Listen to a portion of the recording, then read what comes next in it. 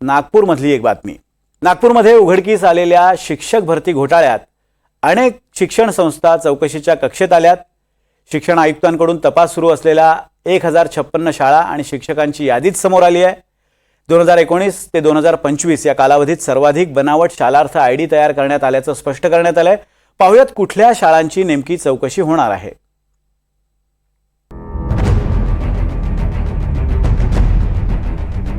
गोंदियातले शिक्षक महेंद्र म्हैसकर बोगस शिक्षक घोटाळा प्रकरणातली ही 6वी अटक। 3 दिवस पोलीस महेंद्रच्या मागावर होते। तो अटकपूर्व जामिनाच्या प्रयत्नात असतानाच पोलिसांच्या तावडीत सापडला। म्हैसकरनं भंडाऱ्यातला बोगस मुख्याध्यापक पराग पुडकेला बनावट अनुभव प्रमाणपत्र तयार करण्यात मदत केली होती। यादी पराग पुडके, शिक्षण उपसंचालक उल्हास नरड, निलेश मेश्राम, संजय दुधाळकर आणि सूरज नाईक या 5 आरोपींना अटक झाली आहे। हे सगळे सध्या नागपूर मध्यवर्ती कारागृहात गजाआड आहेत। आतापर्यंत या घोटाळ्यात 580 शिक्षक अवैधपणे नोकरीत सामील झाल्याचं समोर आलं आहे। अटकेत असलेले आरोपी शिक्षण विभागातीलच अधिकारी आहे, पण या प्रकरणात काही शिक्षण संस्था चालकांचाही समावेश असल्याचा पोलिसांना संशय आहे। या दोषी शिक्षण संस्था चालकांच्या विरोधात कारवाई करण्यात यावी अशी मागणी सुद्धा होऊ लागली आहे। एनडीटीव्हीच्या हाती एक यादी लागली आहे आणि या यादीत या घोटाळ्यातील दोषी शिक्षण संस्था चालकांची सुद्धा नावं आहेत। शिक्षक भरती घोटाळ्यातल्या शाळांचा शिक्षण आयुक्तांकडून तपास सुरू आहे। यामध्ये सेवा सदन प्राथमिक शाळा, केशवनगर प्राथमिक शाळा, लोकमान्य प्राथमिक शाळा, गायत्री प्राथमिक school, Manjusha convent Dharampeth, PS Dharampeth school, Navyug प्राथमिक शाळा आणि सोमलवार प्राथमिक शाळा यांचा तपास सुरू आहे। यातल्या काही संस्थांच्या संचालक मंडळांवर माजी आमदार आणि मंत्र्यांचे नातेवाईक असल्याचं समोर आलंय। या प्रकरणात काही गैरप्रकार झाला असेल तर तो तपासून योग्य ती कारवाई केली जाईल अशी प्रतिक्रिया माजी आमदार आणि संस्थाचालक गिरीश व्यास यांनी दिली आहे। 2019 ते 2025 या काळात या शाळांमध्ये सर्वाधिक बनावट शालार्थ आयडी तयार करण्यात आले। त्यांची कोणतीही अधिकृत नोंद नसल्याचं निष्पन्न झालंय। या प्रकरणात प्राथमिक वेतन अधीक्षक निलेश वाघमारे यांना निलंबित करण्यात आले। नागपूर विभागीय उपसंचालक कार्यालयातील कर्मचारी रवींद्र पाटील यांनी 12 मार्च रोजी पोलिसांकडे तक्रार दिली होती। सध्या अटकेत असलेले उपसंचालक उल्हास नरड यांच्या सांगण्यावरून ही तक्रार दाखल झाली होती।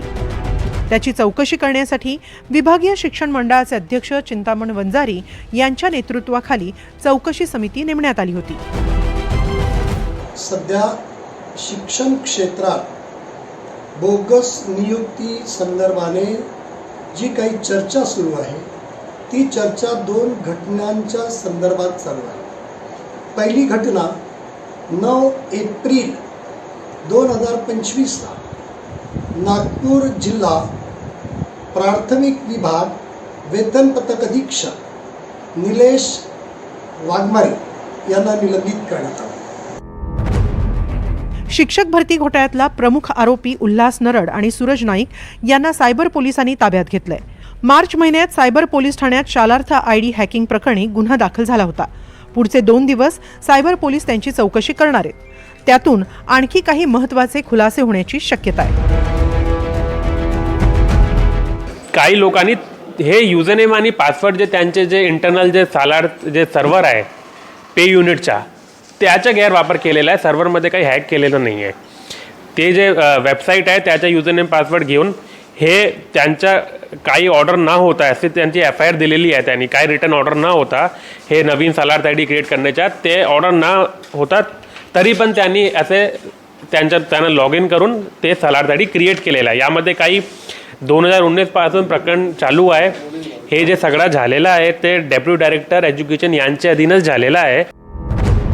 दुसरीकडे रवींद्र पाटील यांच्या तक्रारीवरून सायबर पोलिसांनी 580 बनावट शालार्थ आयडी तयार करणाऱ्यांच्या IP ॲड्रेसचा शोध सुरू केलाय।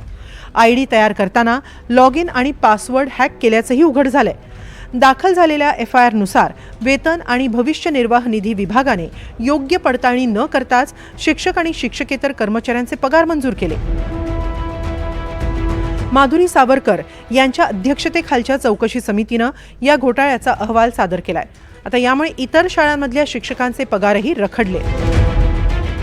नागपूरला जो घोटाळा घडलेला आहे त्या घोटाळ्याच्या संदर्भामध्ये 2 मे 2012पासून शिक्षक भरती महाराष्ट्रामध्ये बंद आहेत आणि ऑगस्ट 2013ला TET शिक्षक पात्रता परीक्षा ही अट शिक्षक भरतीसाठी लादण्यात आलेली होती आणि त्यावेळेस पासून हा घोटाळा सुरू आहे. या प्रकरणाची पाळंमुळं दूरवर पसरली आहेत. या घोटाळ्याच्या SIT चौकशीची मागणी जोर धरतीये. शालार्थ ID हे सॉफ्टवेअर केंद्र सरकारच्या NIC मार्फत चालवलं जातं. सरकारी यंत्रणांमध्ये वापरल्या जाणाऱ्या बहुतांश सॉफ्टवेअरचं व्यवस्थापन NIC करते. शालार्थ पोर्टल हॅक करणं शक्य नसले तरी लॉग इन आणि पासवर्डचा गैरवापर झाल्यामुळे हा घोटाळा उघडकीस आला आहे. आता या संपूर्ण घोटाळ्यात संस्थाचालकांची काय भूमिका होती याचा तपास सुरू आहे. व्हिडिओ जर्नलिस्ट रोशन बोकडेसह प्रवीण मुधोळकर, NDTV मराठी, नागपूर.